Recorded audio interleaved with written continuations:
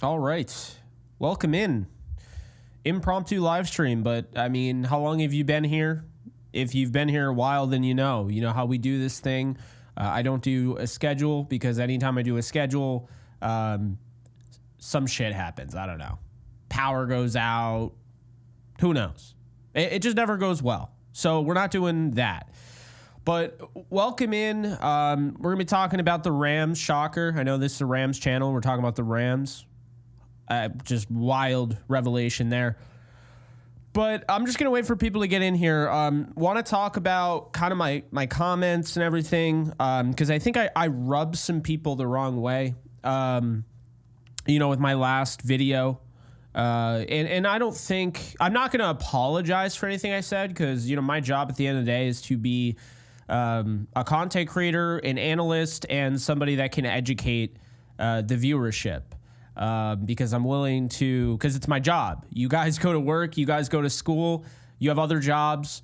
My job is to basically go in there and look up the stats no one else wants to look up, to inform.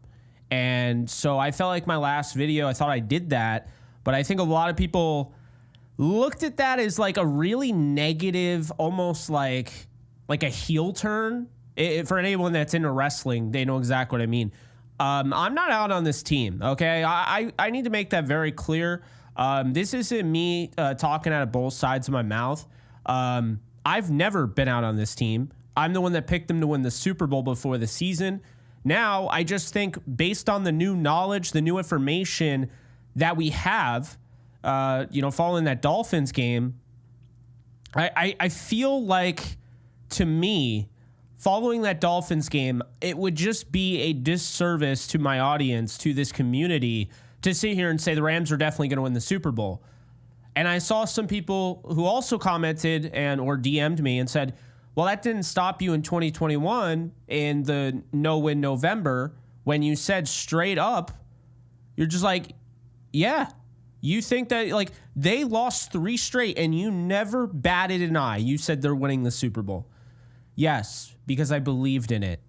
Right now, I don't believe in anything except for the fact I think the Rams can make the playoffs. Let's start with there. Let's not jump the gun. Let's just focus on the playoffs. Let's focus, right? Let's focus on winning the NFC West, right? That's what we should be focusing on. Well, just getting in the playoffs, first and foremost. But look, people are going to disagree in that it is what it is. I'm very polarizing. I'm not everybody's slice of pie or cup of tea, and I'm aware of that. But I'm never going to sit here and, just say a bunch of shit I don't believe in. I'm never going to sit here and basically do a puff piece on the Rams. That's why I don't cover any of the other stuff. I don't care about the TMZ nonsense. I really want to just get to the nitty gritty. And so, yeah, I was frustrated. But again, I think anybody has like a right to be frustrated. They scored 15 points. And let's be honest here, that was one of the best crowds they've had at SoFi. So all those people that went out and saw that was depressing. It was. So I don't apologize for throwing some shade. I feel like it's necessary. But I just wanted to make it clear because I think I rubbed some people the wrong way. And I just want to make it clear my point. Maybe some people didn't understand what I was going with. I'm not saying to fire Sean McVay. I'd never say that. I think that's ludicrous. It's always been ludicrous. And I think it's about as ludicrous as people that were telling me that they should hire Doug Marrone and told me, like, I remember people on Facebook saying, Sean McVay is too young. Why do you want Sean McVay? Hire Doug Marrone. Right? Hire Matt Patricia. I thought that was ludicrous. Well, we know who won that one. Okay? And I thought it was ludicrous how now you look at this defense and the way the defense is playing. And in week 4, you had people wanting them to fire Chris Shula. Straight up fire him through 4 games. So it's just a reminder. Yeah, we kind of go up and down, right? It's a fan base that's reactionary. I think every fan base is reactionary. If you're not reactionary, it means that your team hasn't given you anything. They haven't given you anything to be excited about or pissed off about. They're just kind of in the middle, just sitting there, just fence sitting, just floating down the lazy river. That's not this Rams team, and never has been. They've always been either they're the butt of the joke, right? They're the so-sar Rams back in St. Louis, or they're the best team in the league, or they're the team that makes the most noise. The Rams can never have a quiet week. Everything is a headline. They get guys back from IR. They're interested in this player. They're interested in that player. They make a huge move. They bench this guy. They bench that guy. They fire a coach. This is the Rams. This is what the Rams are. They're in the LA market.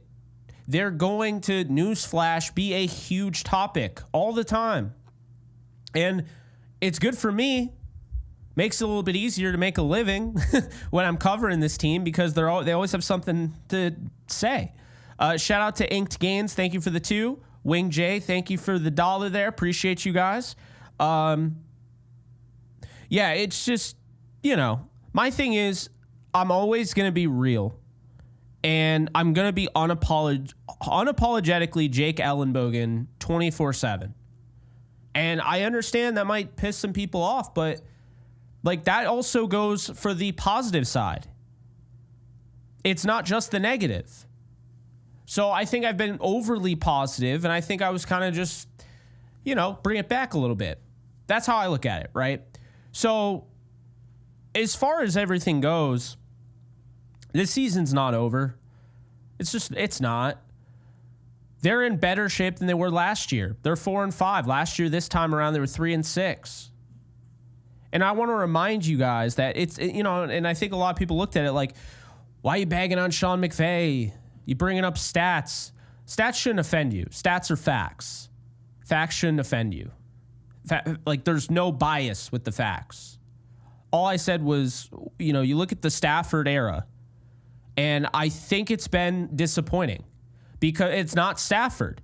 It's when you have Matthew Stafford, you have Cooper Kupp, you have Van Jefferson, you have Robert Woods, Odell Beckham Jr., you've had, guys, of course, like now Puka Nacua, Kyron Williams, all of these studs, and this team averages below 24 points per game with Stafford at the helm in his 50 starts with the Rams.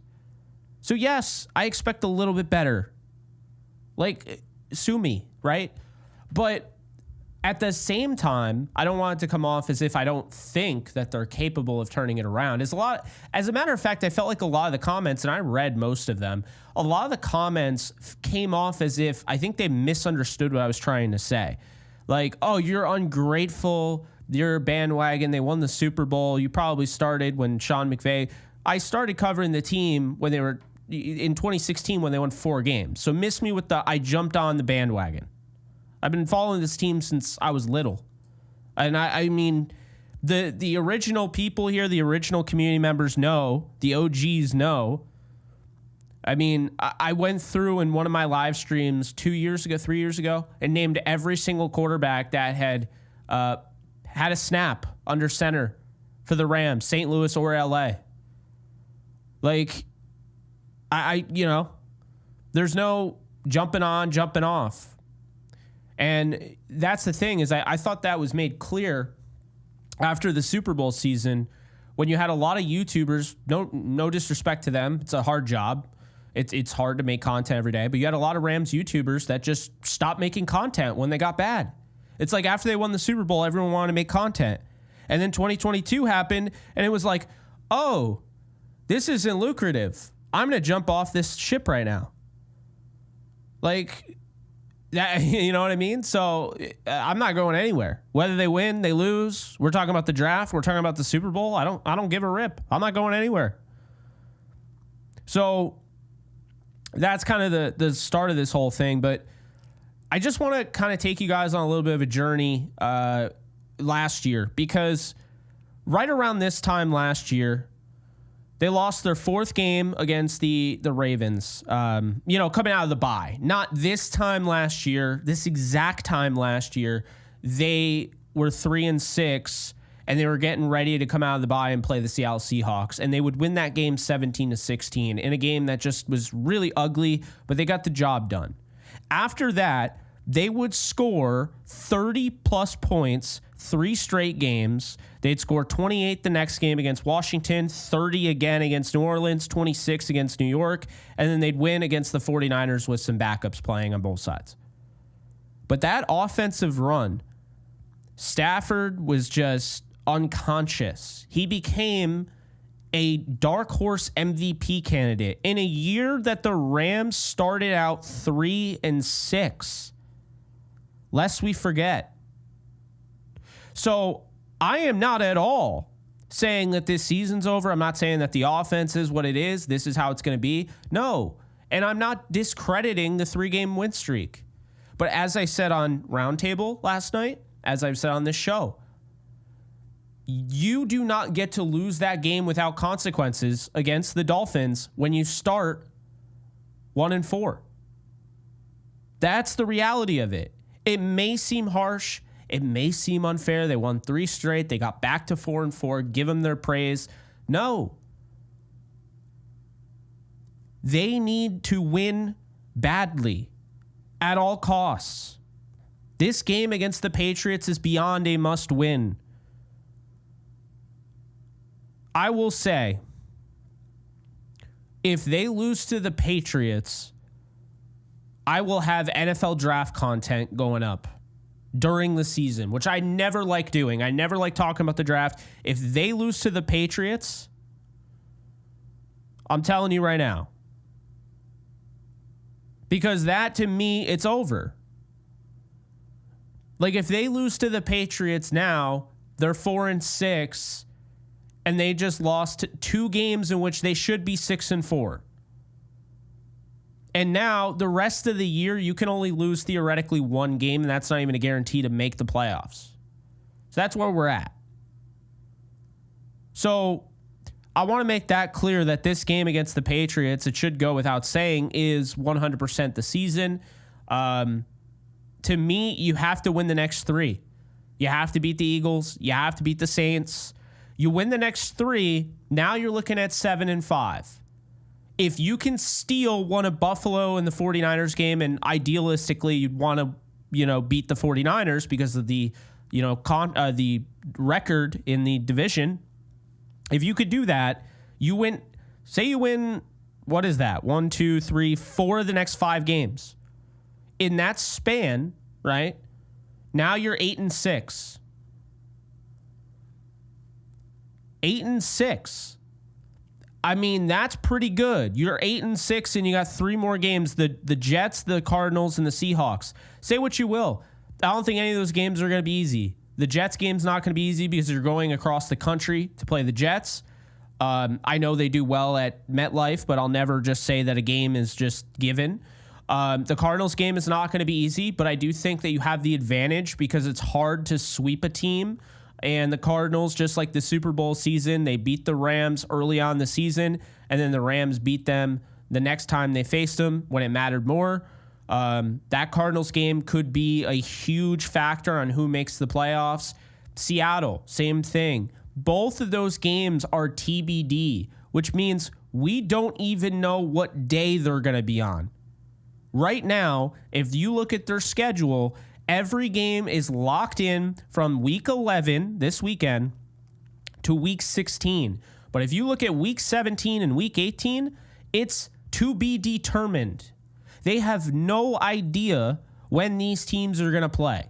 Because if it ends up being for the division, Rams-Seattle for whatever reason, or the Rams-Cardinals game is, a huge game at that point, well, now that game could be on a Thursday night. It could be on a Monday night. It could be on a Saturday night, a Sunday night. We have no idea. We don't. So that's the fascinating thing about that. And now say what you will. It's a big deal that the Rams play the Cardinals and the Seahawks instead of having to play the 49ers later on in the year where they're probably going to be the healthiest they've been. And you don't have to go to Santa Clara to finish out the season, which would be really tough. So I still believe in this team. Am I going to sit here and say they're winning the Super Bowl still? No. They have to prove that to me. Do I think they can? Absolutely.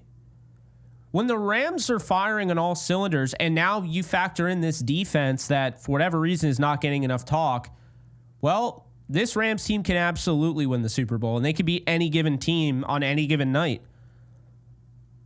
They've also shown that they could lose to any given team on any given night.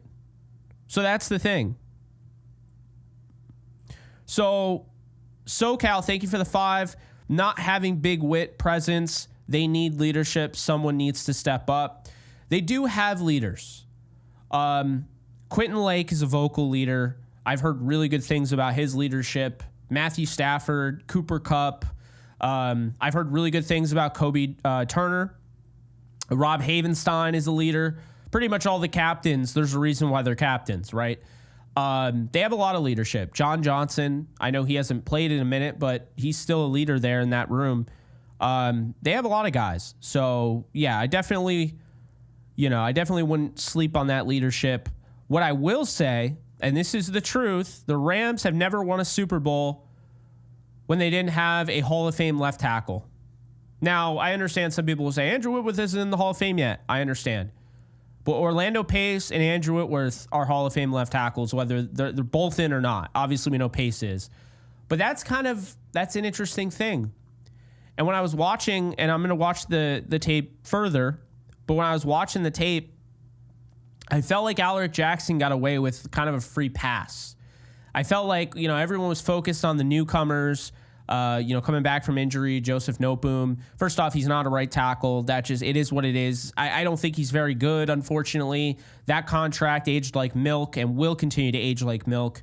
But at the same time, he's not a right tackle, okay? He just looked really uncomfortable playing there. I don't know how you don't know this going throughout the week, preparing for this game. That's concerning because he just didn't look comfortable at all at right tackle. And say what you will about Joseph Noteboom. I'm not saying he's a great player at all, but he's never looked that bad. That was awful. He looked like he was a right-handed thrower trying to throw left-handed. Like, it just didn't look natural to him. In addition to that, Jonah Jackson, he had some moments where you're like, what is he doing? I still kind of wonder if just maybe the reason Avila, of those 3 guys that came back, the reason Avila looked so good and the other 2 looked terrible is because the other 2 guys were in incorrect positions.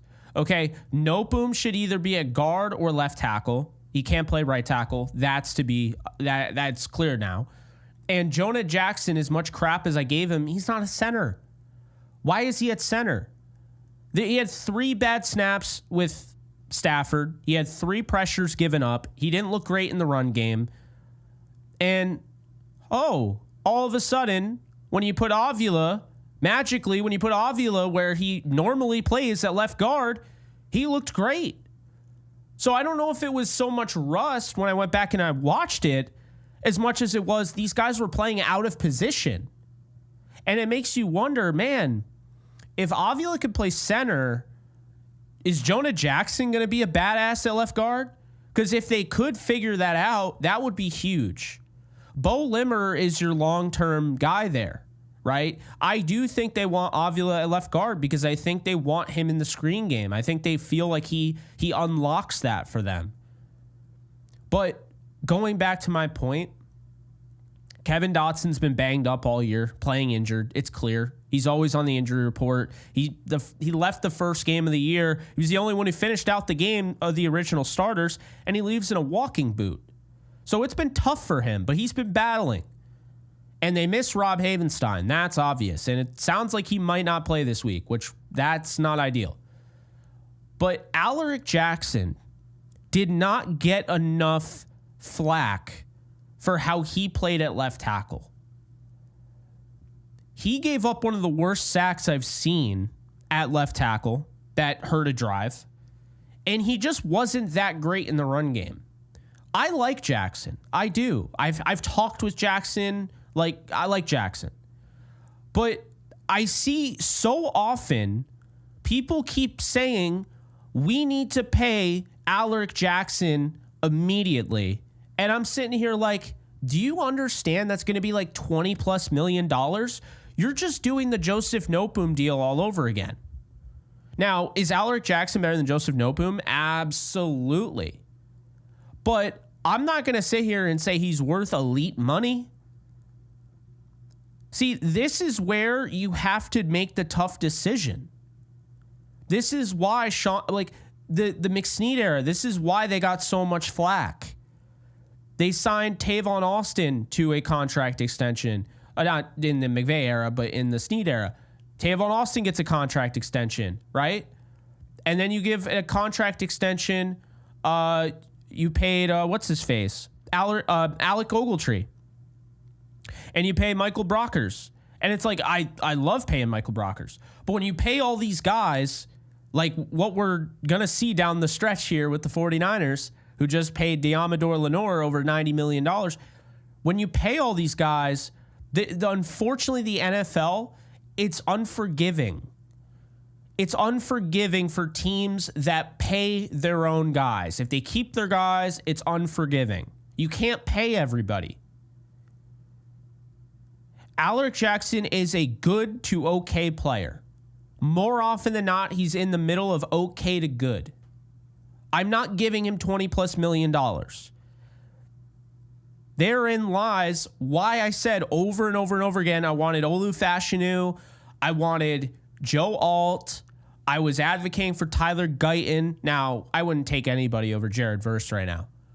But this is what the rationale behind that was. Because people are like, why do you want a tackle? We don't need a tackle. We need a wide receiver. And they fell for the whole, well, they met with, what's his face at the combine, And I'm not saying I was against, I wanted Romo Dunze. So I'm not going to say, but my priority was that bookend left tackle. Now, I also wanted Brock Bowers. But we're seeing that. We are seeing that in full display. Brock Bowers is already maybe the best tight end in football receiving wise. And the Rams don't have a tight end that can break a tackle. So it's tough. But you know what? Because, again, there are some people that thought I was just being negative to be negative and trying to appeal to a different audience. No, I do things because I want to do them. I don't do them for any other reason except for the fact that I believe in it, right? Well, I found this really interesting when I was going through the 2025 roster, and I don't think it's being talked about nearly enough when it comes to the Rams. And I brought it up on Twitter. So the Rams will have $20 million in dead money for 2025. They currently are expected to have $53 million in cap space next season. Their starters, based on what we have under contract for 2025, and I know it's a little muddy with Stafford, but Matthew Stafford, Kyron Williams, Cooper Kupp, Puka Nacua, Jordan Whittington, Tyler Higbee, question mark at left tackle, Steve Avila, Jonah Jackson / Bo Limmer at center, Kevin Dotson, Rob Havenstein, and then on the defensive side, you have Kobe Turner, Tyler Davis, Braden Fisk, Jared Verse, Omar Spates, Byron Young, Darius Williams, Kobe Durant / Darion Kendrick, Quentin Lake, Cameron Curl, Cameron Kinchen / Jalen McCullough. You have Josh Carty, Ethan Evans, and Alex Ward. Guys, regardless of how you feel about this team, because I think it's overblown when people are like, this team sucks, this team's trash and all that. Are you kidding me? You're going to have almost your entire starting lineup back. Left tackle is the only thing they need. So there's a lot to feel good about when it comes to the Rams, not just this year, but also next year. Eventually, they're going to have to figure out and address the elephant in the room with Matthew Stafford. But by no means am I out on this team now. I'm not on this team tomorrow. I'm not.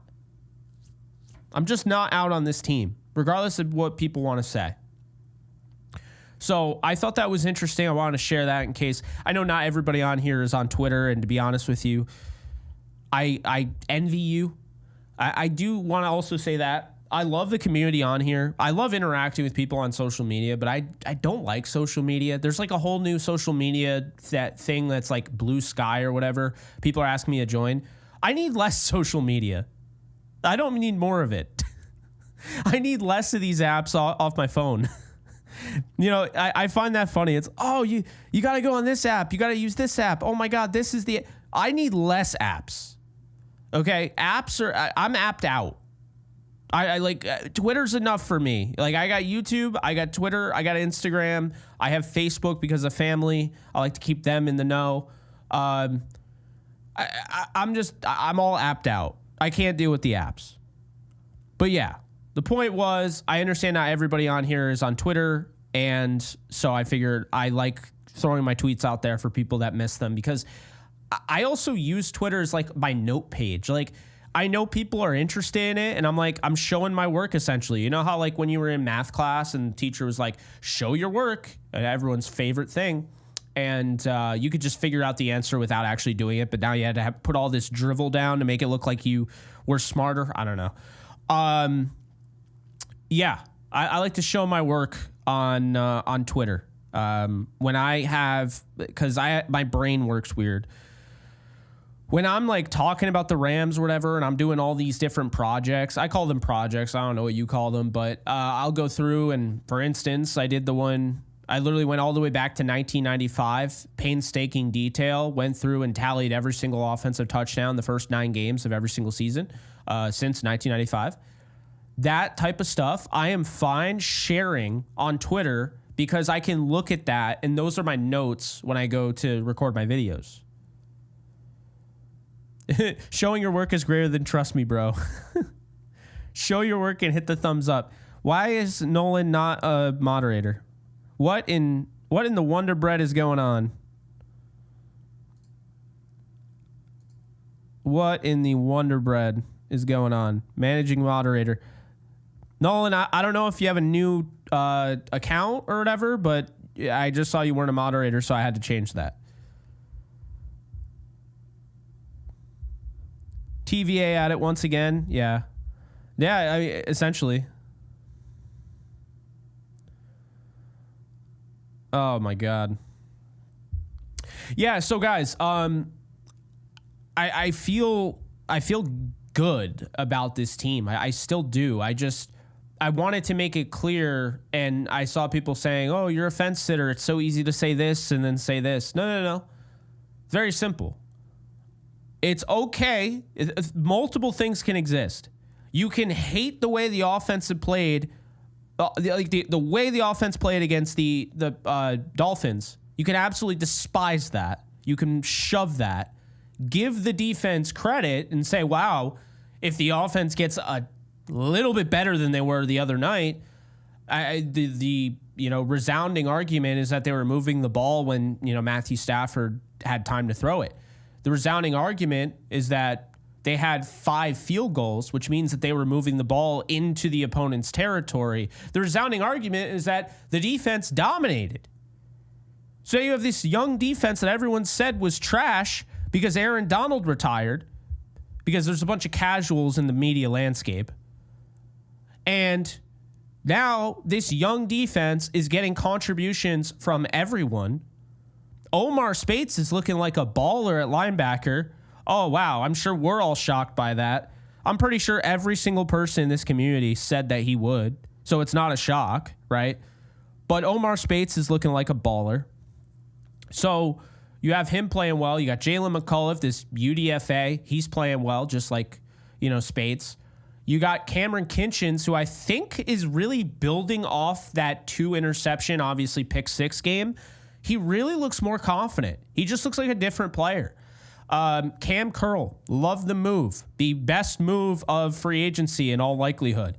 And you guys remember, I was over the moon. I was on my way to Florida. It was like midnight. I went live in the car, and you guys showed up and showed out. I had over 18,000 views, I think, for that live stream. And it was just on my phone because you guys are the best. But yeah, like Cam Curl pickup. John Johnson was great in the first 2 games, gets hurt. Now when he comes back, like, I'm sure he'll still have a role, but like, what will that be? It's the deepest safety room that I can imagine. And they cut Russ Yeast, who was like a starter for them last year. So there's a lot of good coming from the defense. And that cheetah package, I can't tell you enough how much I love having Michael Hoyt, Byron Young, and Jared Verse on the field at the same time. That has just absolutely wrecked defenses.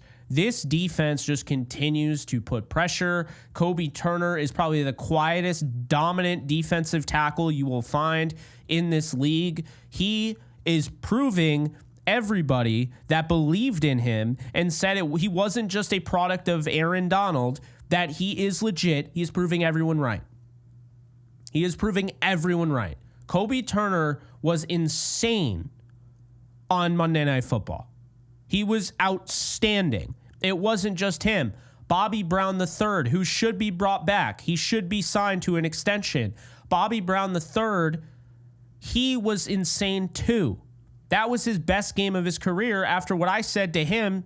Like, we talk and stuff. And I told him, I said, a week ago was his best game, against Seattle. I thought that was his best game of his career.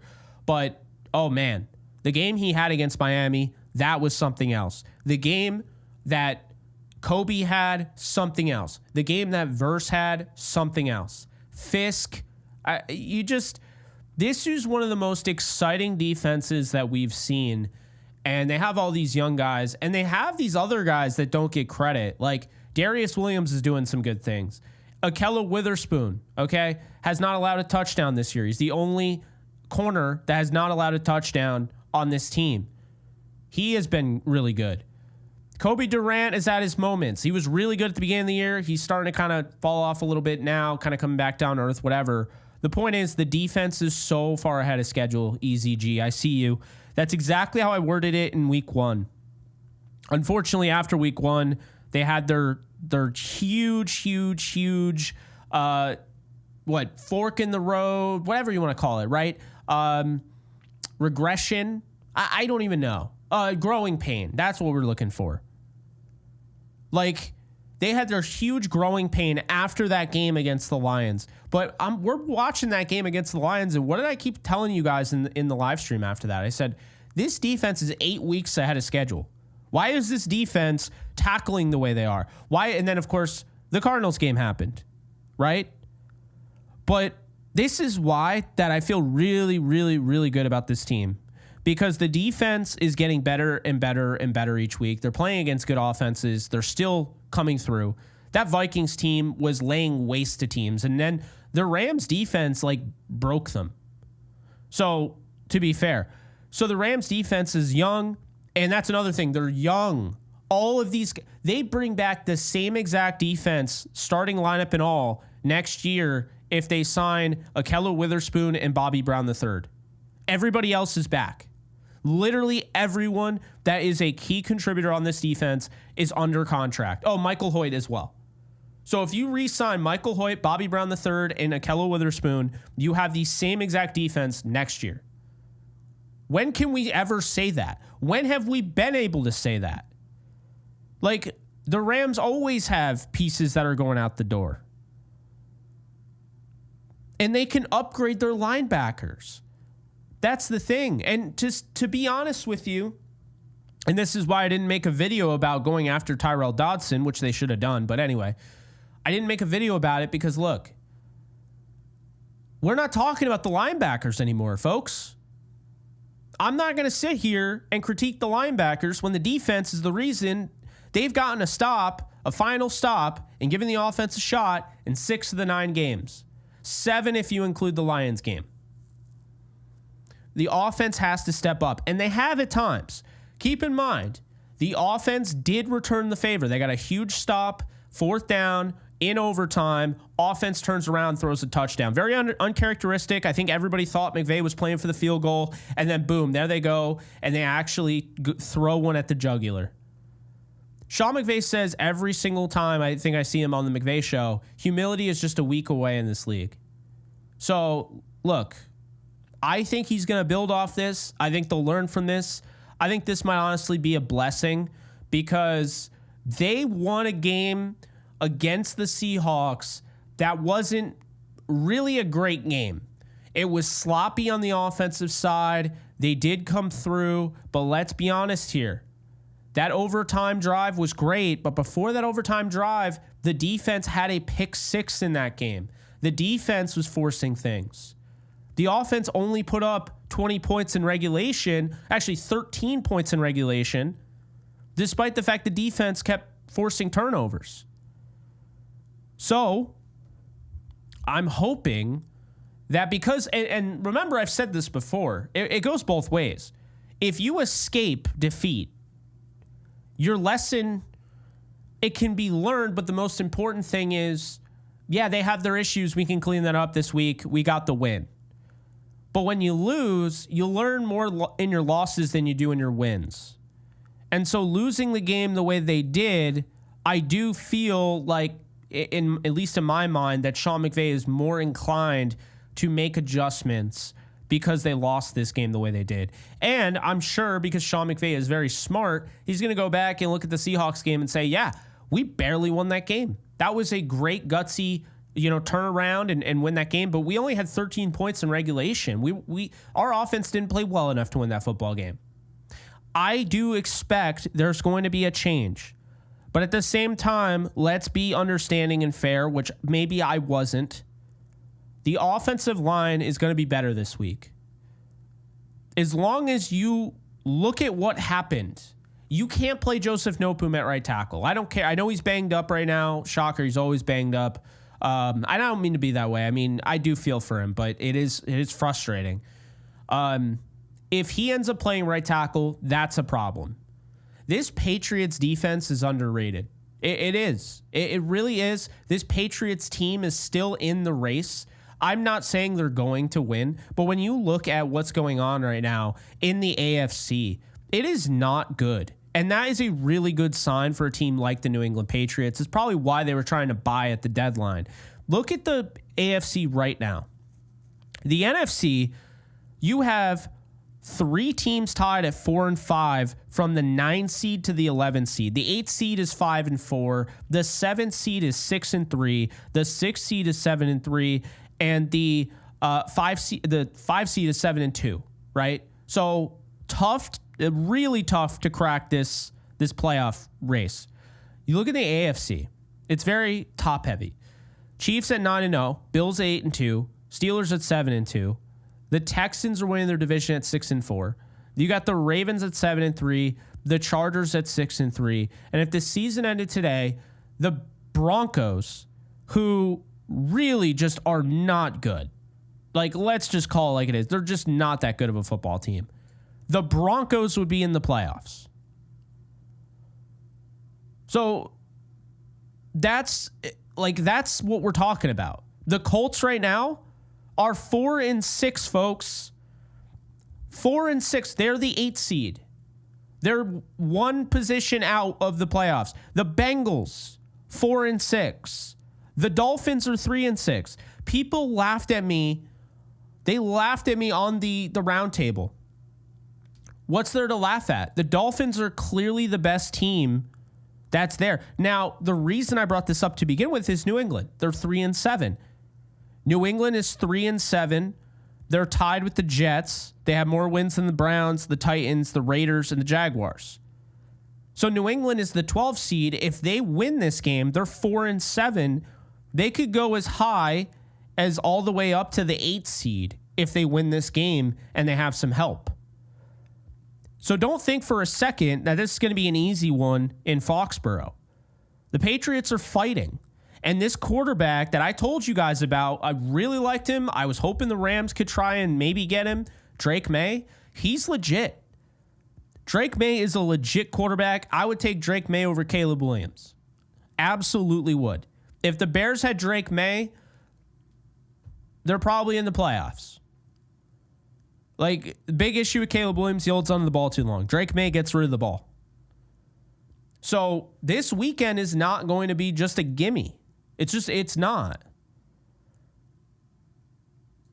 So when you look at the Patriots this past week, speaking of the devil, Caleb Williams, right?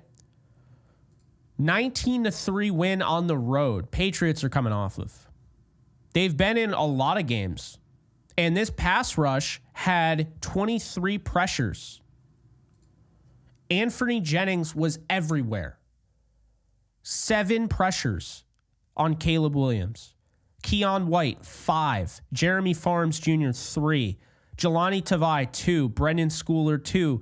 Dietrich Wise Jr., 2. They had 9 sacks. Like, you just can't take this team lightly. You can't. Christian Gonzalez in the secondary, pick your poison.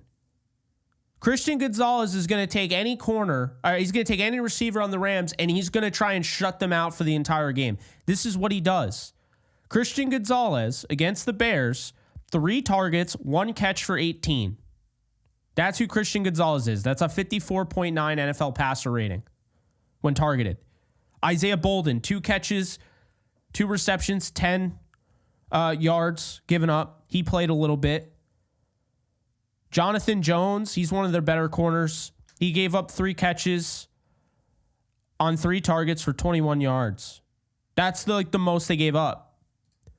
They gave up 21 yards.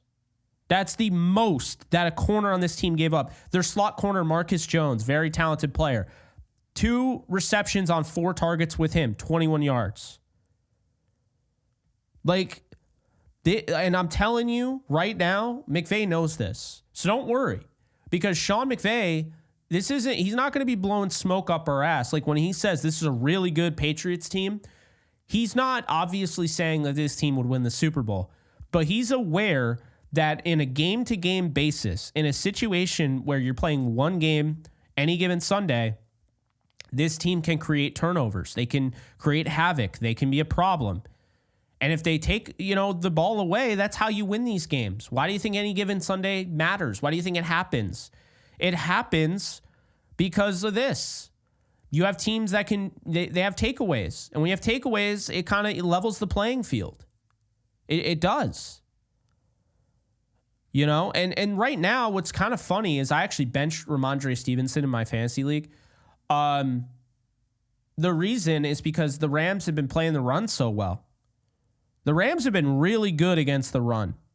That's not being talked about nearly enough.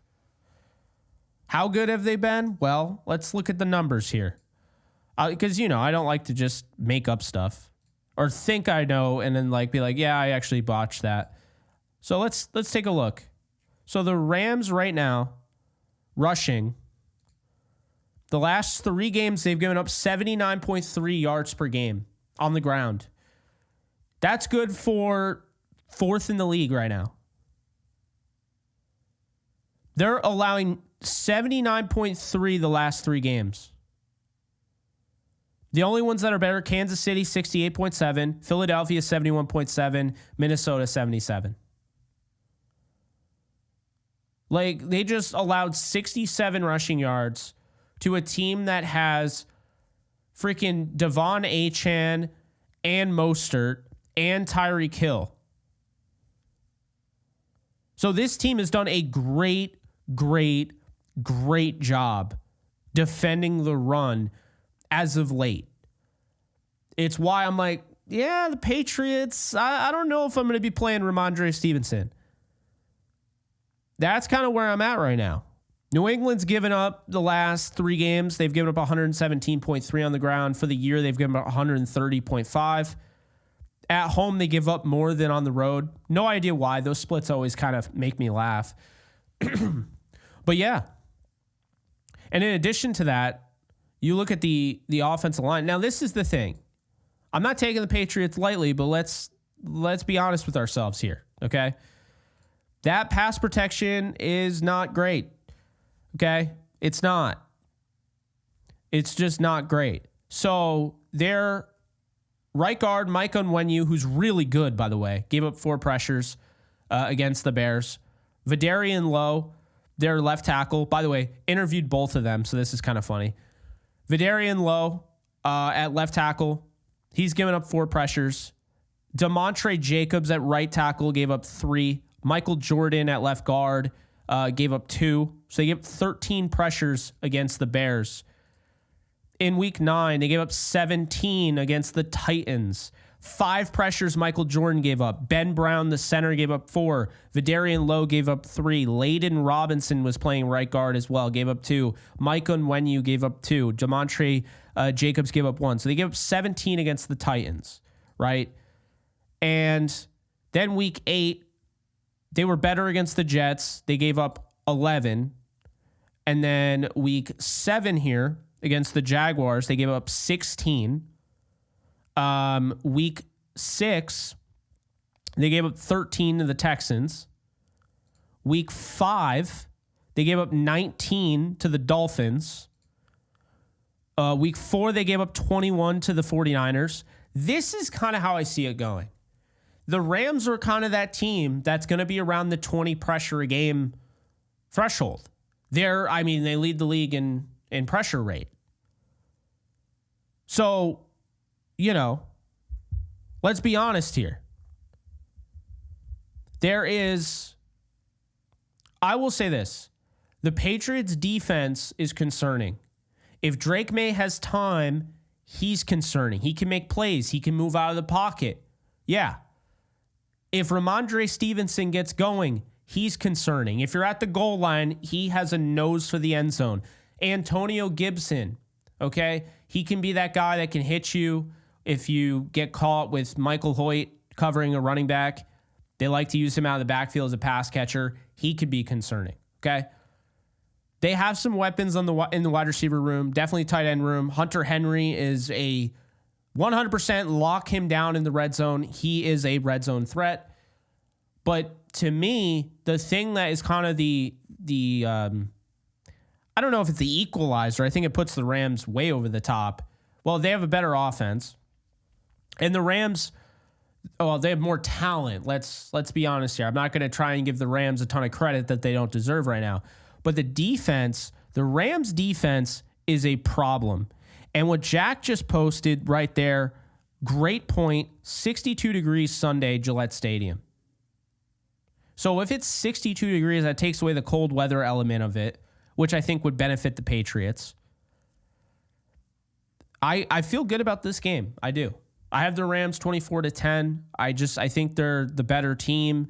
I think New England is going to give it their all, but I think they're going to come up short. I think the Rams are going to give Stafford some more time to throw. But yeah, I think that when it comes to the Patriots offensive line, that to me is the deciding factor. Gave up 16 pressures against the Jets in week 3, 14 against Seattle in week 2, 13. So they've given up double-digit pressures in every single game this year. So that's how I look at it. Like the Rams, let's take a look at the Rams this season, right? So the Rams pass rush this year, they had 15 pressures against the Lions, 12 against the Cardinals, 27 against the 49ers, 16 against the Bears, 13 against the Packers. And hold on a sec. There was a bye week, so of course the entire system decided to shut down because I tried to look at the bye week one. 24 pressures against the Raiders. In week 8 against the Vikings, 18, right? In week 9 against Seattle, 29. That's ridiculous. 7 from Verse, 7 from Kobe Turner, 5 from Fisk, 3 from Young, 2 from Hoyt. Good Lord. And then week 10 against the Dolphins, they had 16, which included 5 from Verse, 4 from Kobe Turner, 3 from Byron Young, 1 from Hoyt, Davis, Fisk, and Lake. This team, quite literally every single week, brings the heat. The worst pressure game they had all year was 12 against the Cardinals, and that's not a bad outing. Obviously, 41-10 is a bad outing, but this defense is a problem. And Drake May is going to have to run for his life if this defense continues to play at this level, because that is the real thing. When you look at the two teams, there are clear strengths and weaknesses, but one that is an obvious strength for the Rams, I'd say it's the best aspect of the Rams right now, is that pass rush. And in addition to that, I also want to point out, as great as the pass rush has been, we got to give credit to the secondary. The secondary has been really good. This is what happens when you have a really good secondary and you have really good pass rushers. You're going to get more pressures. You're going to get more sacks. Because when you have a really good secondary and it's hard to get, find separation, well, this is what happens. Teams can't, their receivers can't separate. Quarterbacks are sitting there and they take coverage sacks. And those are the plays in which you don't win initially, right? So you win on a coverage sack, but what happens when you have a Rams defense that wins often and they don't even need coverage? They just win. That's the thing. They're working so well in cohesion. I never want to just discredit, the other side of it, because the secondary, the safeties, the corners, all the way through, D-Will, Kello, Kobe, right? Josh Wallace. Then you have the safety room, the crazy safety room. Probably the most depth we've ever seen the Rams have at safety. Lake, Curl, Kinchins. John Johnson at a time. Now McCullough. They got plenty. They got so much talent. So the defense just really makes me excited. And that's the thing. If the offense just kicks in high gear like they did at the end of last year, this team is going to be a freaking problem. Because now this defense is for real. This isn't a fluke. You think since the bye and they made all these adjustments, now all of a sudden Jalen McCullough is actually a part of this defense. Now all of a sudden, you're seeing the cheetah package with the 3 edge defenders on the field.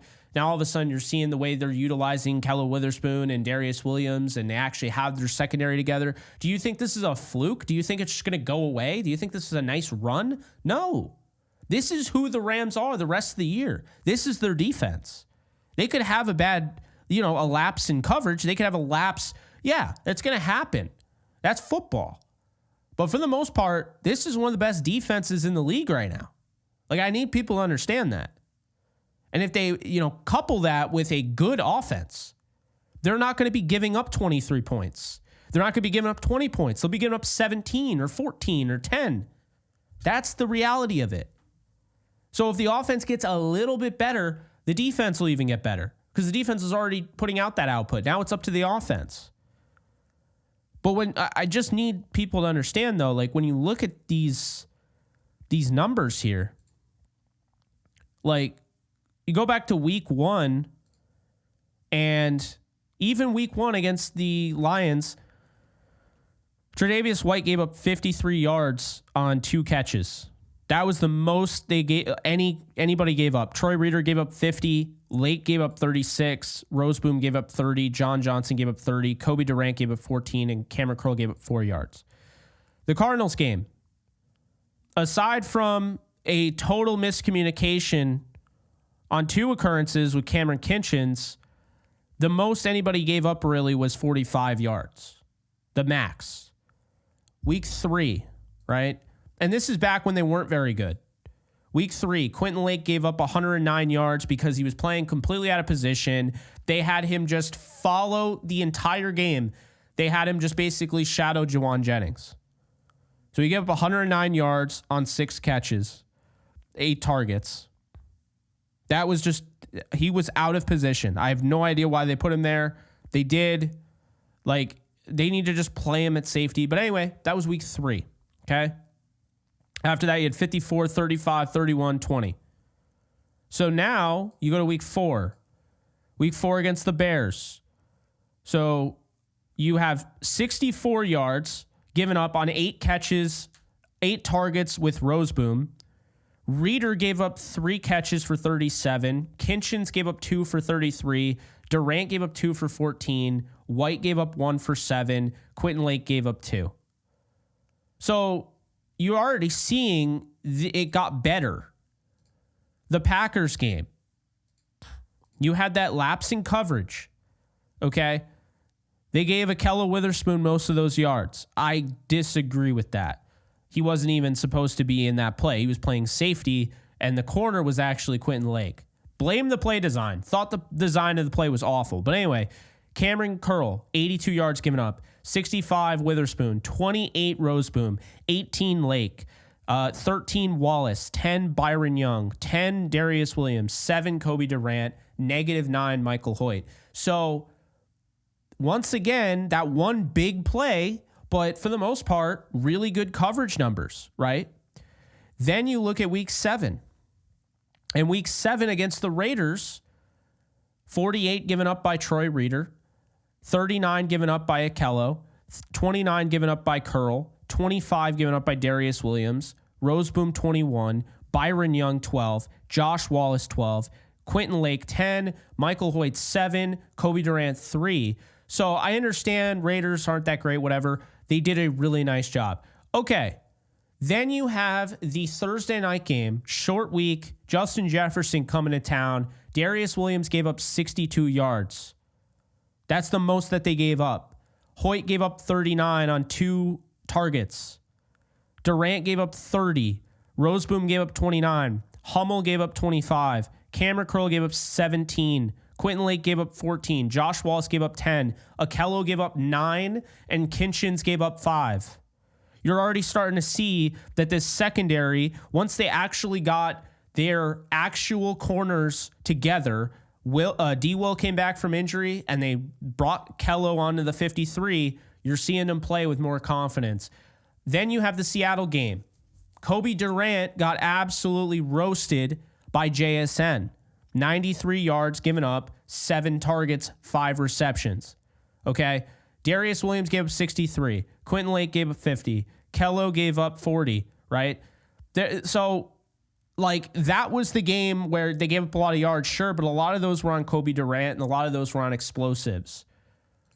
This Dolphins game, though, you have Odell Beckham Jr., Tyreek Hill, Jalen Waddle, Achane, Mostert, all these guys.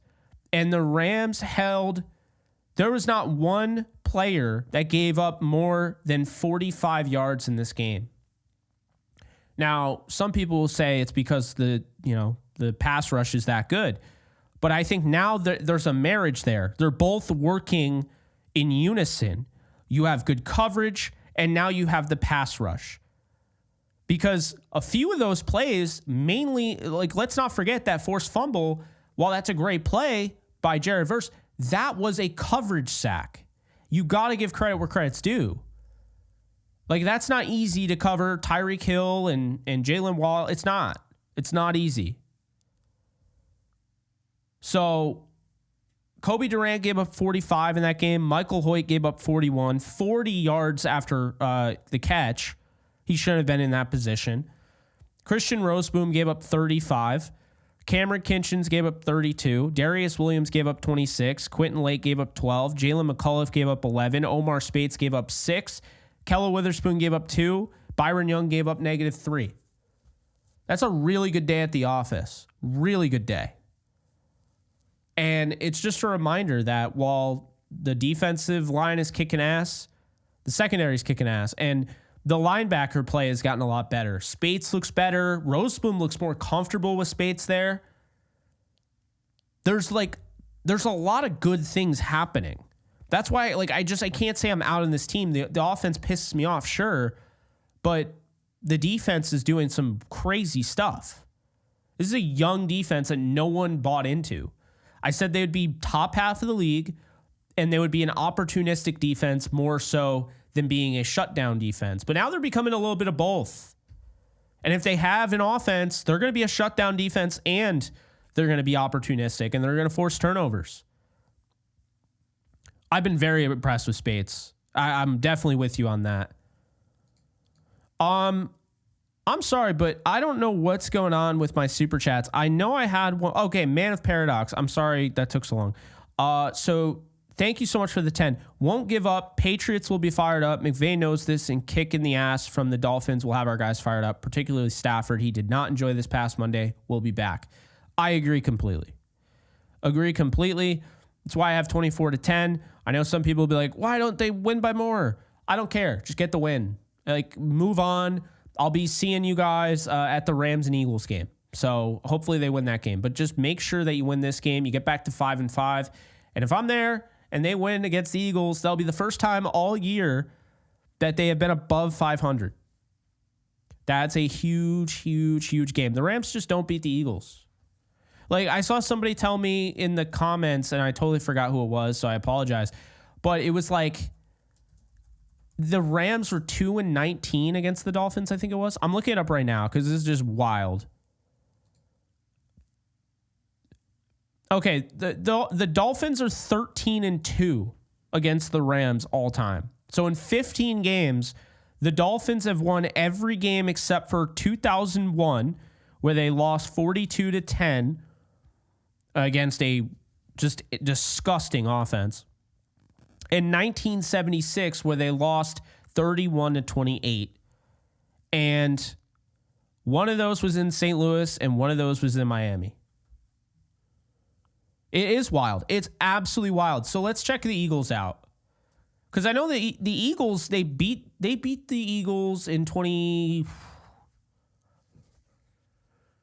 Was it 2020? I think it was. That was the game like Tyler Higbee had 3 touchdowns in, which, by the way, it'd be really funny if Tyler Higbee came back and had 3 touchdowns. That would be hilarious. Okay, let me look now because I'm very curious. Rams, Eagles. So the Eagles lead this series 23-20-1. Like, I can live with that, right? Can absolutely live with that. Let's see here. We got the last 5 meetings, the Eagles have won 4 of them. They lost 2020.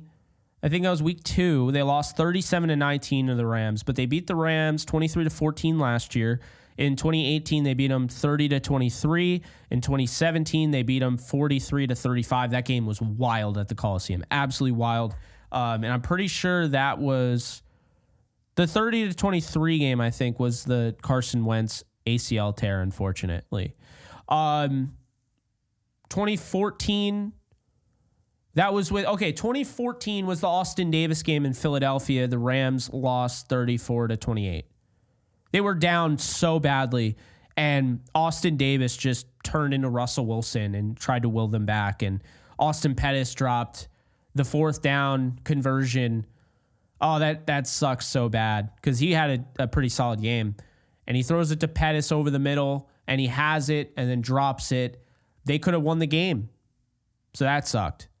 But then after that, I mean, pretty much what it looks like the history here is that the Rams dominated Seattle from like the 30s to the 70s. And then right around the 80s, or Philly, right around the 80s, Philly just kind of went off, and they've beaten the Rams. Let's see, 1, 2, 3, 4 out of 5, 5 out of 6, 6 out of 7, 7 out of 8, 7 out of 9. So what's like, yeah, they've beaten him. They've beaten him a lot. It's like 10 out of 15 or whatever. So yeah, it's been bad. But this Philly team, I'm not sold on, okay? Strength of schedule tells me that this Philly team has played the easiest in the National Football League, and it's not remotely close. They have a strength of schedule of 368. That is wild. There is not anybody below 400 except for Philly. 368 is just, who are you even playing? That's awful. I know they played the Packers, but so I do think they're going to beat Philly because I don't think Philly's played anybody. And I think the Rams, they're going to win this game against the Patriots, get back to SoFi, and they'll be looking better. Strength of schedule like between the NFC West? Great question. So right now, the NFC West, the Cardinals have played a 581 strength of schedule, which is the toughest in the NFC. Except for the Bucs. Now they've played the toughest. But the Cardinals have earned it, right? They've played a tough schedule. 49ers, 506. A little bit above 500, but not anything crazy. That's to be expected. You're normally going to be around 500. Seattle has played a 512, and the Rams have played a 549. So the Cardinals have played a tougher strength of schedule than the Rams. The Rams have a better strength of victory, which is interesting. So the Rams have a stronger strength of victory than the Cardinals. They have a stronger strength of victory by a mile than the 49ers. The 49ers have a 354. The Rams have a 500. And Seattle has a 436. So the Rams actually lead the NFC West in strength of victory. And as far as the NFC, only the Lions and... So the Lions and the Bucks are the only ones that have a stronger strength of victory than the Rams. That's interesting.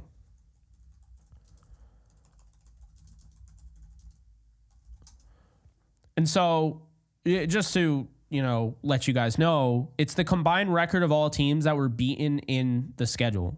That's what the strength of victory is. So the strength of schedule is the combined record of all teams in a schedule. The strength of victory, the SOV, is when you take all of the teams that were beaten in the schedule. Their combined record makes the strength of victory. So basically the Rams have had a tough schedule. And, it's not like that's not bad. I do think the Cardinals are for real.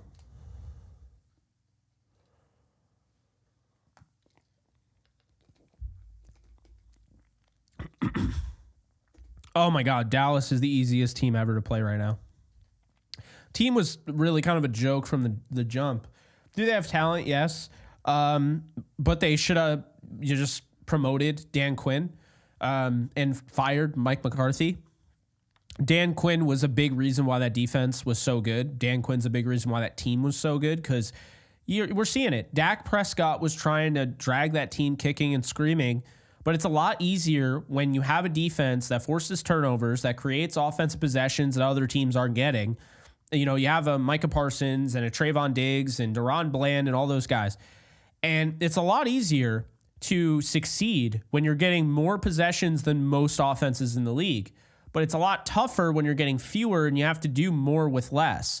And that is really the reality of the situation over in Dallas, is that Dak Prescott had to do more with less, knowing full well he didn't have a defense to help him. And you know why that is? Obviously, losing Dan Quinn sucked, but there were defensive coordinators out there that could have gotten the job done. I think Anthony Weaver would have been great. They hired Mike Zimmer. He's been out of coaching for 2 years. He's out of touch with the NFL. I just don't think he's very good anymore. Like, he was a great defensive coordinator for the Bengals. That's what led to him becoming a head coach, a stubborn head coach at that, with the Vikings. But he is just not in tune with today's game. And that, I think, really hurt the Dolphins. That really hurt the Cowboys. In addition to that, them thinking in 2024 having Ezekiel Elliott and Dalvin Cook was a good idea at running back was absolutely insane. Not paying Derrick Henry. This is a team that has relied on red zone scoring and mainly red zone rushing touchdowns for the last, 6 years, whatever. Ezekiel Elliott isn't the same player, right? Dalvin Cook is definitely not the same player. Rico Dowdle, while I like him, is not a number one running back. So the Cowboys set themselves up for failure. And then you factor in the fact that CeeDee Lamb didn't even play a full off season, whatever. He was obviously holding out for negotiations or holding in or whatever. There's just a lot of turmoil with the Cowboys. It makes a lot of sense. I had this team winning 5 games this year. I did not think the Cowboys were good. I really felt like they had the talent, but I felt like they let the coach that should have stayed, they let him go. And yeah. Poorly run organization, absolutely. I like Jerry Jones. I met Jerry Jones. I've said this so many times, but, the Cowboys are, I used to say the Yankees and Cowboys were one and the same, but the Yankees just went to the World Series. The Cowboys haven't gotten past the divisional round in my lifetime, okay? It hasn't happened since before I was born. When they got past the divisional round, to be fair, they won the Super Bowl. But that hasn't happened in 30 years. They're no different than the 49ers, except for the fact, and this is the funny thing, is that Cowboys fans will try to clump themselves in. The 49ers go to Super Bowls. They just don't win them. The Cowboys don't even get past the divisional round. They don't even go to NFC title games. I was born in 95. Yep.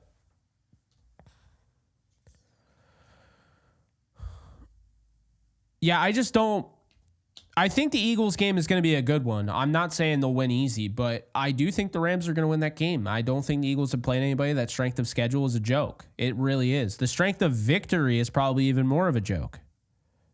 And it is 328.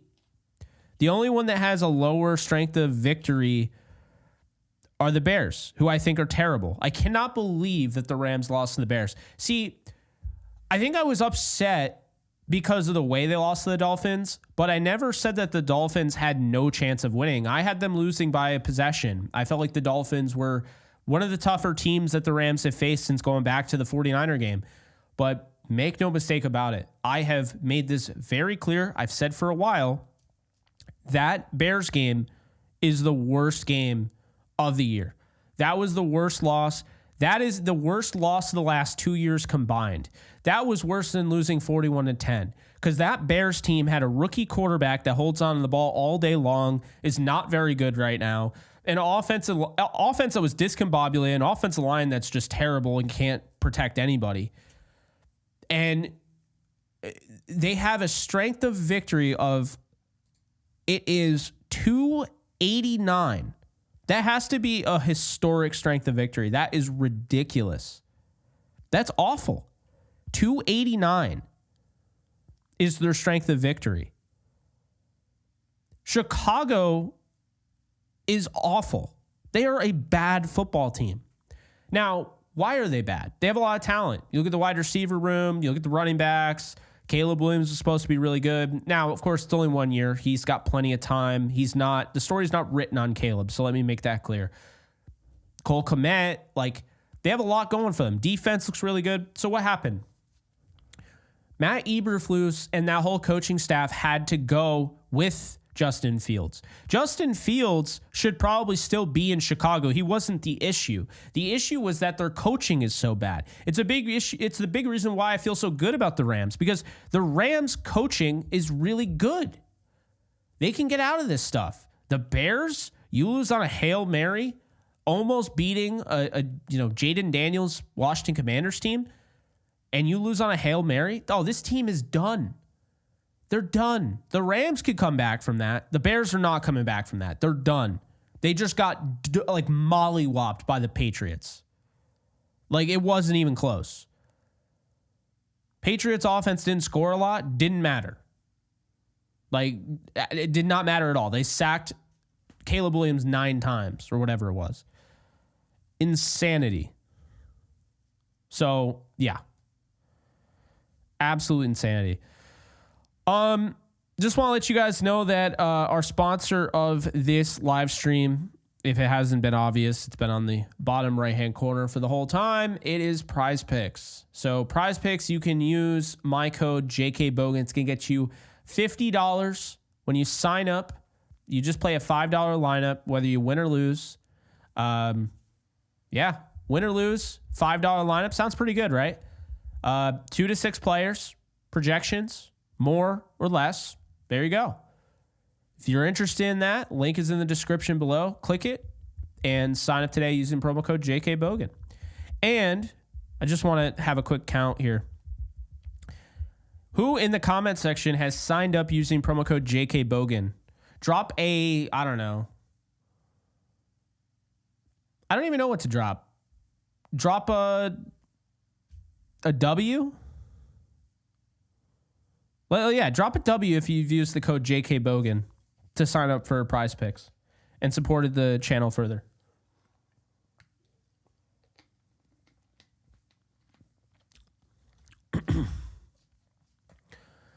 Big W. Appreciate you. Jared verse the like button. That's funny. Yeah, Shane Waldron is hilarious to me because Shane Waldron is a guy that essentially came from a Sean McVay offense and doesn't really use anything that Sean McVay did. He tries to do his own thing and it just didn't work. It makes it look like he has a prehistoric offense. No idea. But Thomas Brown, who was in a Sean McVay offense also, he's going to be the play caller for the Bears. So we'll see. I think they're done. Truthfully, I do. But right now, as it stands, the Bears with their 289 strength of victory are ahead of the Rams right now in the standings. Rams have the tiebreaker over Seattle. The Buccaneers, unfortunately, who have an incredible strength of victory and strength of schedule, are 4-6. That's a good thing for the Rams, but I do feel for them, especially with the injuries. The Cowboys are not out of it, but they're absolutely out of it. They're 3-6. They are 1-5 in the conference. They have not won at home. I think they're like 0-5 now. They're a joke. The Saints are 3-7, trying to be the Jacksonville Jaguars, come back now that they have Derek Carr. I don't think it's going to happen, but that was a big win against the Falcons. They have had a tough strength of schedule. The Panthers are 3-7. They won a hard-fought overtime game against the Giants, but they're not going anywhere. So right now, lock the Lions in the playoffs. The Eagles are likely making the playoffs because they haven't played anybody, and they're not a bad team. I just don't think they've played anybody.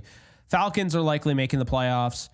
The I can't say anybody in the NFC West is likely making the playoffs. Right now, the Cardinals feel like they're in a good spot. But we've seen this team before. 2021, let's not forget. This team went, 8-1, and they finished the season 11-6? We've seen them, crater before. I think they're legit, but we'll see. And I did say, I had them winning 7 games this year. I think a lot of people were just like totally out on this team, and I just couldn't actually understand why. The Vikings 7-2. We're gonna see that game against the Cardinals. Vikings, that would be a huge win for them. It would really help the NFC West out. We'll see what ends up happening. The Commanders, in all actuality, what it is right now could end up being the 7 teams going to the NFC playoffs, but let's be honest here. Injuries happen. Slumps happen. Right? Drama happens. Things happen. Blown games happen. The season is not determined in the first 9 games of the year. It's just not. So, people can say what they will, but man, it's hot in here. Holy hell.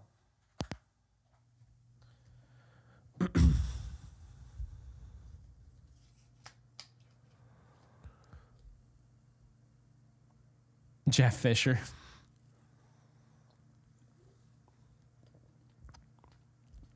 Yeah, no, you can't write them off. What the hell does Bobby Evans the like button mean? Does that mean run away from it? Oh man. Yeah, be sure to hit the like button, guys. Be sure to check out today's sponsor, of course, Prize Picks. We're gonna wrap this thing up. Yeah, I'm glad we went live. I felt like I just wanted to go live, and yeah, I mean, you guys know I'd love to have a schedule, but sticking to a schedule is such a pain in the ass because I feel like every time I do it, just something always happens. And I'm not very superstitious, but it just, I'll never forget. Oh yeah, guys, I'm gonna do JE Live every single night, and I did it like 5, 6, 7 times, whatever, in a row. And then Alex remembers my power went out, and then I had a hailstorm or whatever, ice storm, and yeah, it's just, I don't know, it's just not in the cards. So when's DTR? Trying to do it at the end of the week, but we'll see. We will see on that. But well, hopefully you guys like JE Live. I mean, I see people in here all the time. I always get your really warm comments and messages and emails, so I assume you do, but I appreciate it nonetheless. Did I talk about everything I wanted to talk about? I'm trying to think. I'm also trying to decide if I want to go live after this. I would absolutely go on Locked On Rams if they asked me. I've been talking with D-Mac. He's great. D-Mac actually reached out to me on Sunday night, or Monday night, and he said it was a great show, and I appreciate that. He's a really good dude.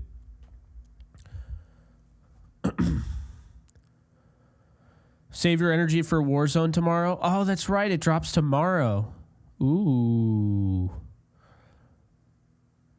I might do a watch party the week they play the 49ers, Thursday Night Football, but I haven't decided yet, but I might. I might do it. I might do another one.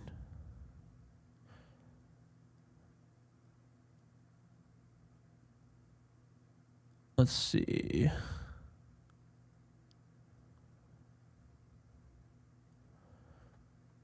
Yeah, I know. He covers the Dodgers, too. It's kind of funny. Like, we both cover baseball and football, which isn't easy to do, by the way. They are not undefeated when Jake has a watch party. They've only won one game when Jake has a watch party. I think they're like 1-6 when I have a watch party. They're also like 1-6 when I'm sick.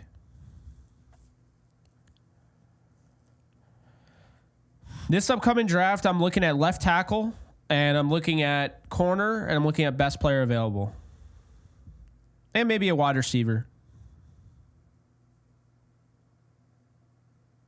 Although, to be honest with you, I'm not looking at the draft right now. That's the thing. Once I know that the Rams are done, I'll look at the draft. The Rams lose to the Patriots. 6 losses right now. It's not easy.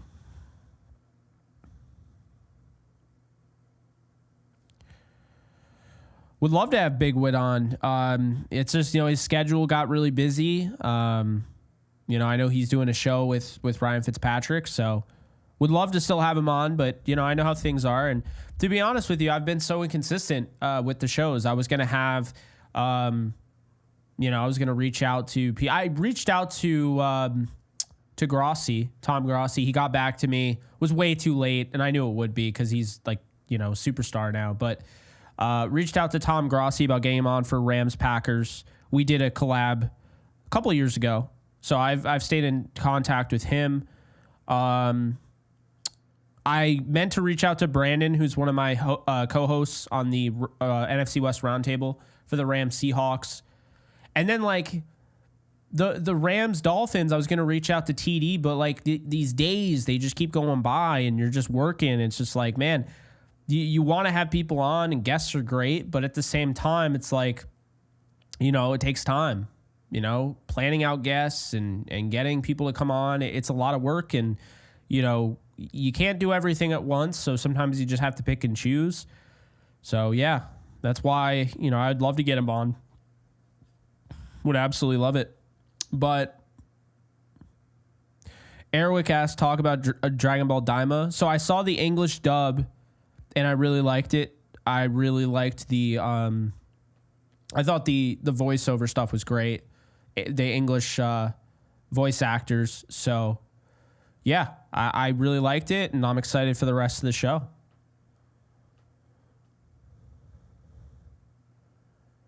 I mean, I wouldn't say you're crazy. I wouldn't predict the Rams to win out. I think right now, I would say this. The Rams will likely... I think they're going to lose 2 more games. I have a feeling they're going to finish 10-7 again. But, I mean, if they lost only 1 more game, they're in really good shape. 11-6 are making the playoffs. I'd love to get verse on DTR.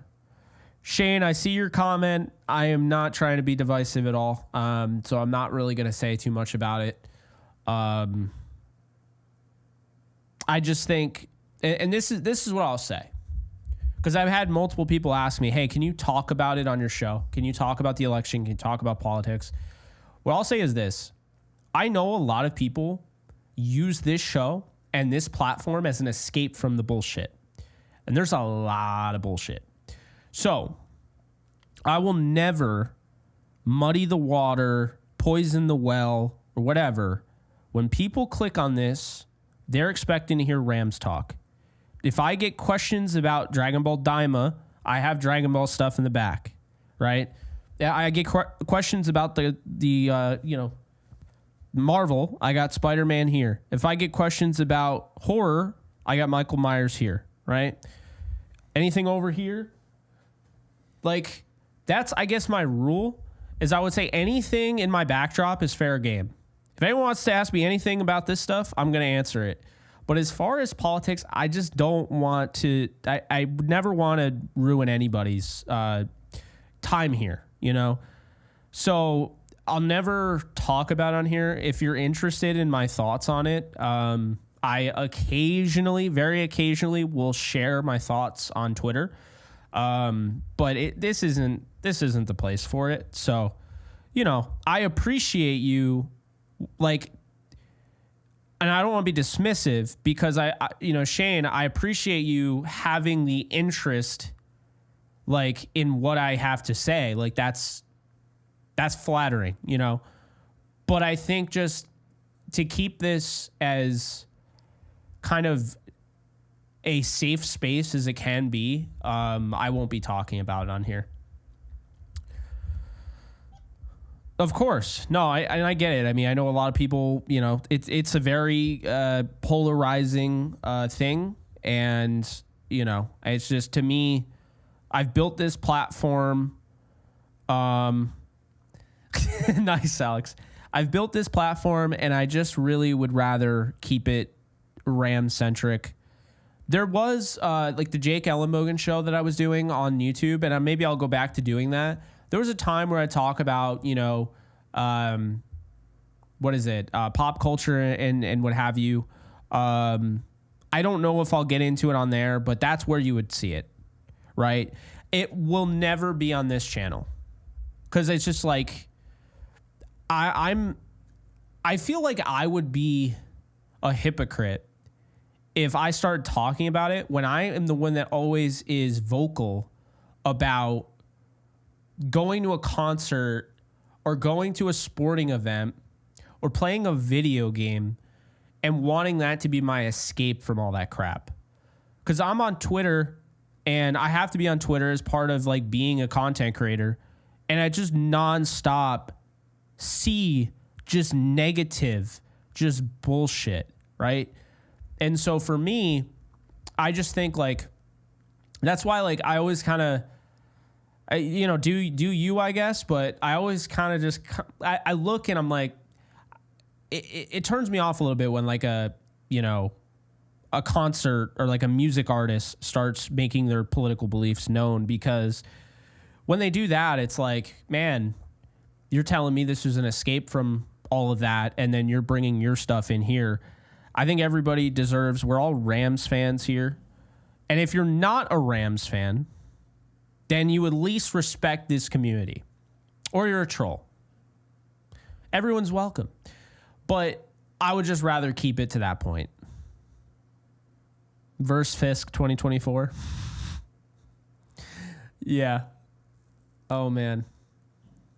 V8 the like button. Could have had a V8.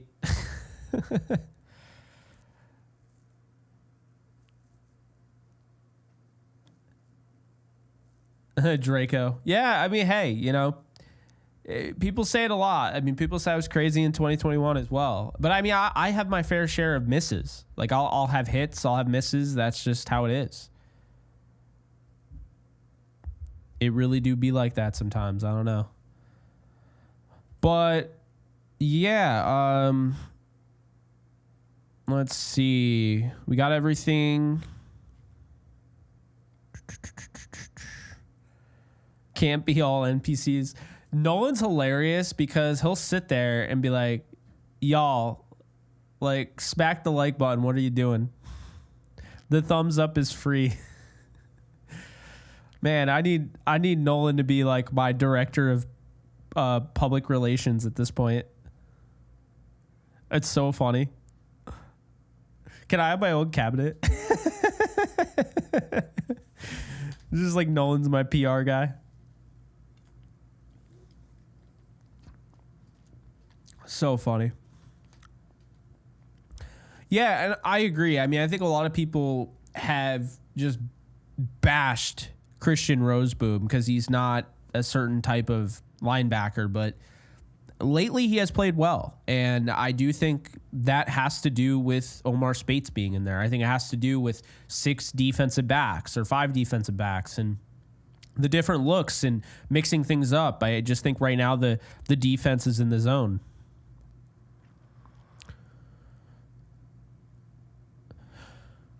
GH, I'll say this. I, for the longest time, had a big soft spot for the Lions. I was a huge Matthew Stafford fan. I felt like he was underrated as hell. I felt like the fans were great. I knew Lions fans, so I was like, okay, like, yeah, I always wanted them to do well. Rooted for them hard in the playoffs every time Stafford was there. And honestly, I was rooting for them to get good and, you know, do what they're doing now. But I don't want to make like a few bad seeds ruin the fan base for me. Because there are still Lions fans. Like I see, oh my God, where did she go? I see her all the time in here. There are some really cool Lions fans that actually are on this channel quite a bit. And I'm trying to find her, but this is not helping. I just don't want to butcher her name. Nope, I thought that was her. That apparently was not. Yeah. I saw her earlier. I know that there are, but yeah. Anyway, Lions Syndicate's one of those. That's one of my friends. You know, my friend Joe, I have like personally, like outside of this, there are some other people out there that I like that are Lions fans, right? And I don't mean it against them, but it's not just a couple or a few bad seeds, as Damian Lopez is saying. This fan base has tormented me, Alexis, people that are related to me, doxed my home address. I don't respect that. Like, because I can try and be bigger, like, oh, be bigger than that. It's not all fans. I can't be happy for the fan base because I can be happy for individual people, but I know if the Lions win the Super Bowl, that dude that doxed my home address, that guy is going to be happy. I don't want that guy to ever be happy in a day in his life. I'd rather have him be miserable. Like, I just, that fan base is so negative, and they, you know, review bombed all of my Survivor list. Amber, yes. I like Amber. Amber's in every single live stream, video. Give him a lot. I give her a lot of credit. There are other people that, like, right now are not coming to my mind, but yes. But it's just this idea, like, you're gonna dox home address over this shit. You're gonna, you know, review bomb. Now you're messing. You're trying to get me fired from what was it?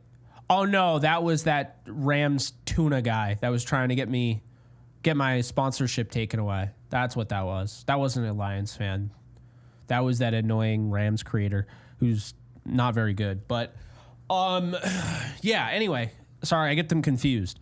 But no, like, I just don't like that negative. I don't like that negativity. Like, you want to be a fan, fine. There's a reason why 49er fans do not bother me. They don't. Why would they bother me? Why? They didn't dox my home address. They didn't review bomb me. I like most of them, to be honest with you. I love their content creators. But for whatever reason, the Lions fans, and I don't know, if you guys are on Twitter, you know exactly what I'm talking about, but for whatever reason, everyone has a Twitter handle of somebody's bulge. Goff's bulge, Aiden Hutchinson's bulge. I'm like, these people are weird. Like, that is wacko behavior. I don't care what you are. That is wacko behavior. So, yeah, to answer your question, I would prefer that those people never have happiness in their life and never get to see a Super Bowl. I don't even want them to get to watch a Super Bowl. I don't. I know there's some people like, oh, I'd love to watch Jared Goff throw an interception and cost him. No, I don't even want them to enjoy a Super Bowl. I don't want them to even, like, and AJ is another one of those people that I really like. AJ's been on here. AJ was the clock it Stafford guy that everybody, you know, got to know. I'm friends with AJ. I've talked to AJ. I really like AJ. He is not one of those people, but I'd be happy for him individually. I do not like the majority of those fan bases. That fan base, I just don't. Like, for instance, I was never a big, well, that's not true. I did like the Dodgers at one point. Then the Dodgers kind of annoyed me. Then I stopped liking the Dodgers. And I don't like the Dodgers. But here's the thing. Dodgers fans don't bother me. They're not doxing my address. They're not review bombing me. They're not, thumbs downing all my videos. Those are Lions fans. Those are Lions fans. That's what they are. Like, Red Sox fans didn't do that. I cover the Yankees. Red Sox fans didn't do that. 49ers, arch rival, the Rams, didn't do that. Seattle fans don't do that. Cardinals fans don't do that, although no one looks at the Cardinals as like they're evil rivals or anything like that. Review bombing is when you basically go and you go to like whatever, like it may be a podcast or a movie or whatever, and you just get a bunch of people to just downvote the hell out of it to try and ruin it, essentially. It ruin reputation, maybe get it unlisted, maybe get it banned, whatever. That is what review bombing is. So it's basically just nonstop negative reviews. And if you look, it's actually kind of screwed up the algorithm a little bit on Apple Podcasts, because now I have all these negative reviews. It screws up Spotify. Yeah, it's on it. So, oh, absolutely, Ultimate Goat. So I'll look at it right now. Let's see. We'll go to podcasts. I'm not going to count them because I don't think I can. But let's see here. Yeah, if you look up Rams right now, Downtown Rams doesn't even show up. Doesn't even show up right now. That's what we're talking about. Like, oh, there it is. Okay. So we have a 4.5 star podcast. I tried fighting them. It never really worked out.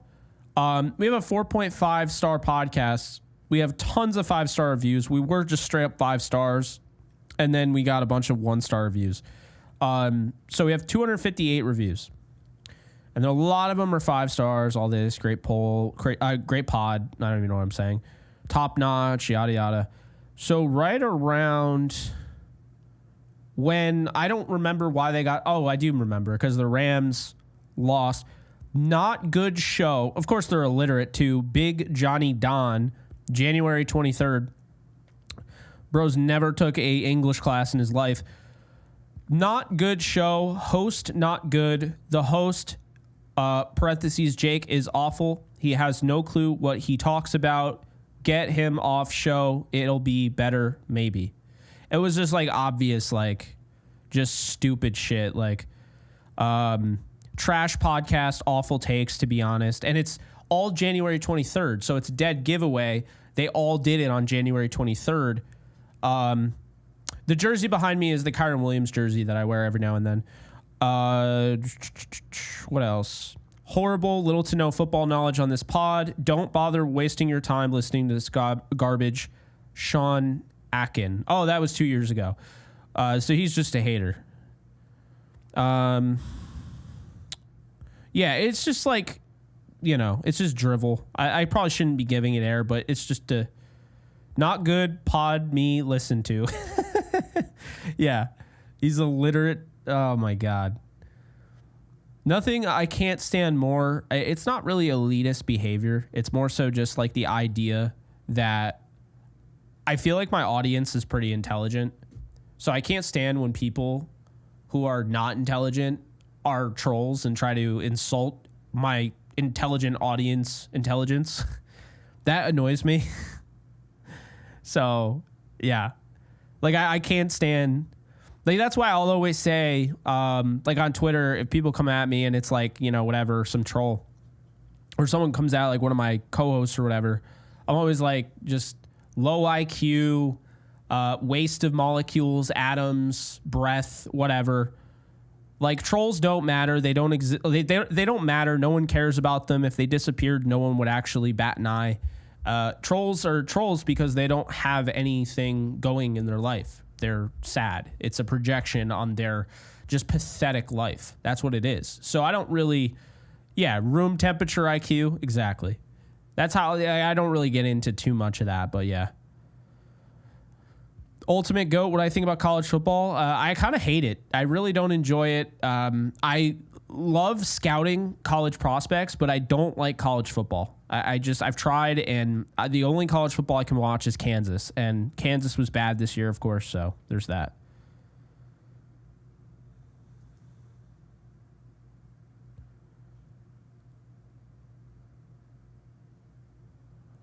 Trolls do suck.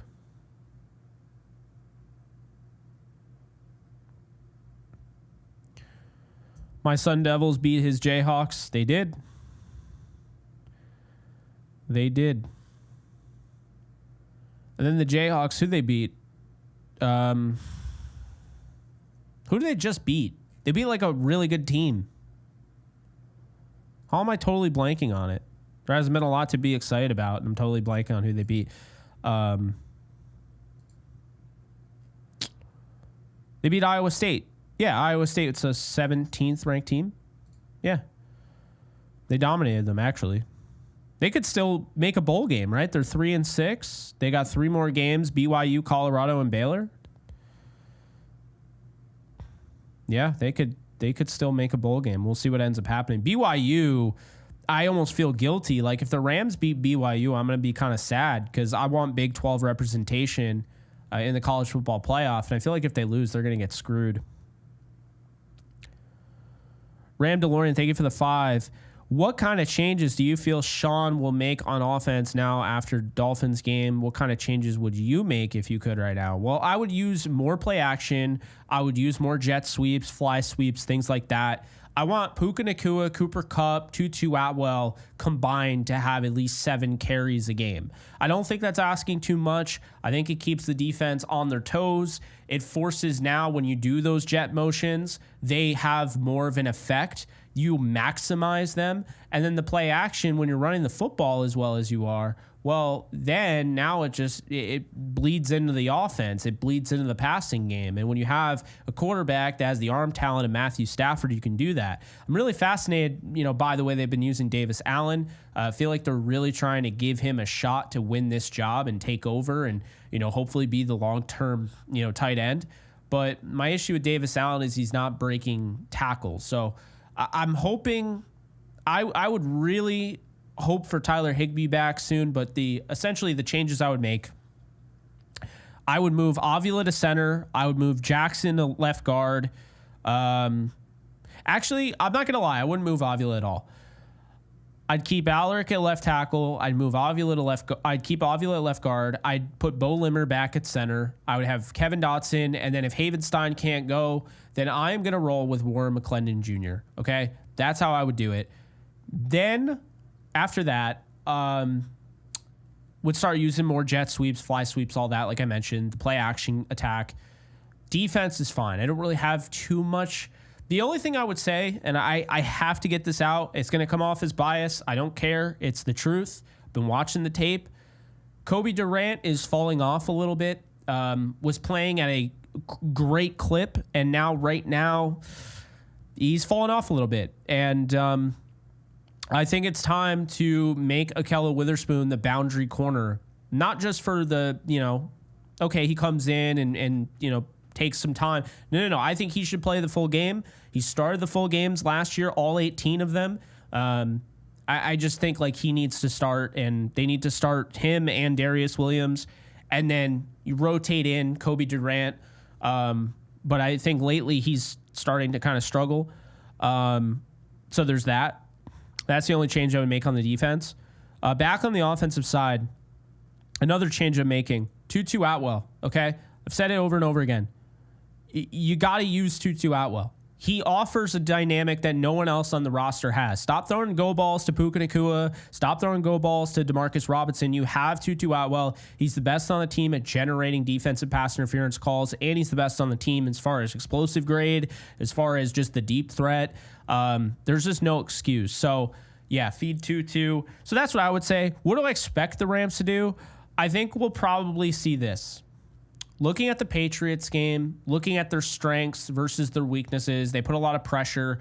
I think we're going to see a lot of help with the tight ends. Wouldn't be surprised if we saw 12 personnel grouping. Not the full game, but just some of it.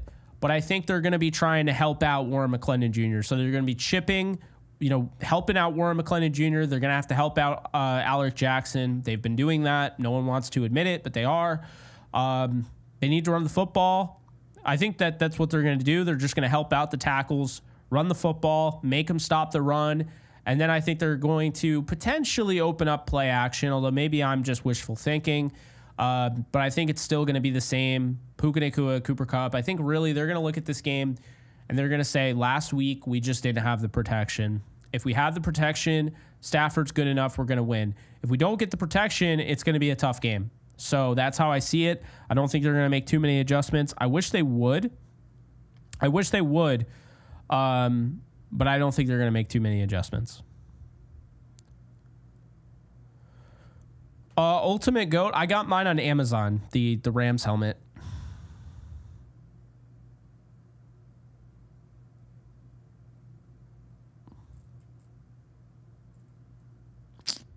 Yeah. Yeah, I like the line too. I just Avila was so good at left guard. And Limmer was playing well at center. I would just do that. But anyway, appreciate you guys. I might go live again, play some Call of Duty. We'll see. But yeah, I'm going to take a little bit of a break and decide, and I'll let you guys know in the Discord. If you haven't joined the Discord yet, definitely be sure to do that. It's free. It's in our description. I'm going to drop it in the chat because again, it's free. So if you like talking about the Rams 24/7, you haven't joined a Discord, I don't know what to tell you. The link is right there. So I just posted it. So I just pinned it now. So definitely check out the Discord, sign up, join. It's a fun community. 24/7 Rams chat essentially, but I also do call-ins there. So when people are calling in, you're wondering why the hell they're calling in, how they're doing it. It's through Discord. So definitely get Discord.